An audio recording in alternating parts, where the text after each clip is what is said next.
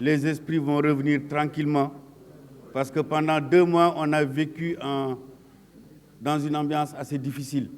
Mais demain, ça va se terminer et les esprits vont revenir. Je vous remercie, Madame la Présidente. Très chers collègues, Madame le Ministre, je me réjouis de recevoir en vous la Ministre de l'Économie numérique et des Télécommunications. C'est cela l'ordre du jour de nos travaux de ce matin et c'est sur ça que je voudrais vous interpeller.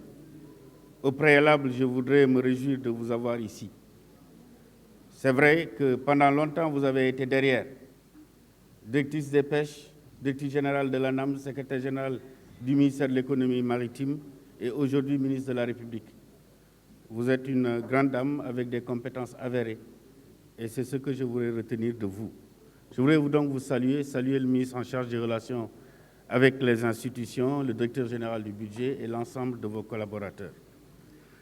Madame le ministre, en examinant votre projet de budget, je l'inscris dans le cadre global de cette loi de finances et la mutation que nous sommes en train d'opérer avec les budgets programmes. Les budgets programmes ont un objectif précis.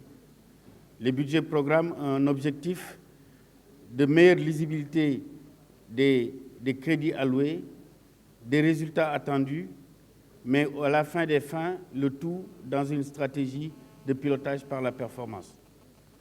Or, la performance, elle n'est pas que tributaire des allocations de crédit.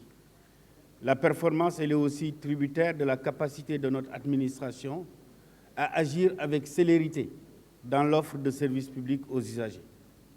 Cela nous amène à nous pencher sur la nécessité d'aller vers une meilleure digitalisation des services de l'État central, mais également de l'État déconcentré et des services et des collectivités locales.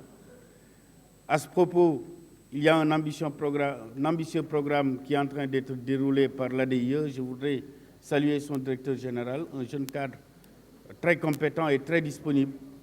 Et je pense que l'enjeu, c'est aujourd'hui de faire en sorte que les objectifs, y compris les indicateurs qui sont dans le plan annuel de performance, puissent être atteints en termes de couverture, en termes de digitalisation. Et pour cela, bien entendu, il y a besoin de sanctuariser plus ou moins, Monsieur le Directeur général du budget, des crédits qui sont alloués à ce secteur-là. Parce que autant vous êtes impliqués et vous faites un excellent travail dans la rationalisation des dépenses de l'État, dans le pilotage global du budget de l'État, autant la digitalisation de l'administration vous permet aussi d'atteindre les objectifs que vous fixez à travers les budgets programmes.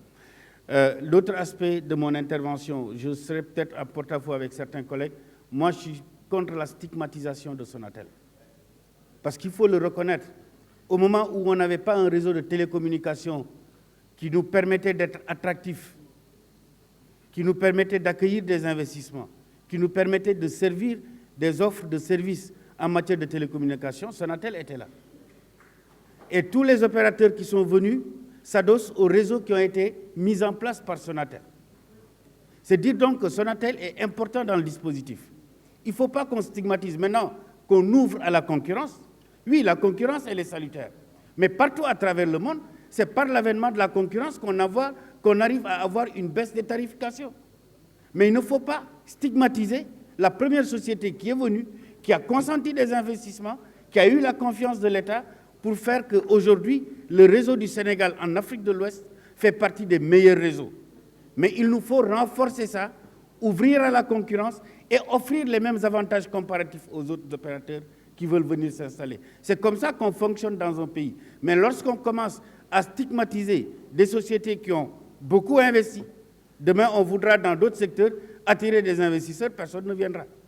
Donc il faut raison garder. Il y a des difficultés, ces difficultés doivent être adressées avec sérénité. Si j'ai été, moi, interpellé sur l'autoroute Ila-Touba, c'est un exemple, où Sonatel, à travers un de ses agents, m'avait interpellé parce que, voulant mettre en place le dispositif de sécurisation d'accès au réseau sur Ila-Touba, Ageroute avait imposé des montants importants, heureusement qu'ils se sont retrouvés.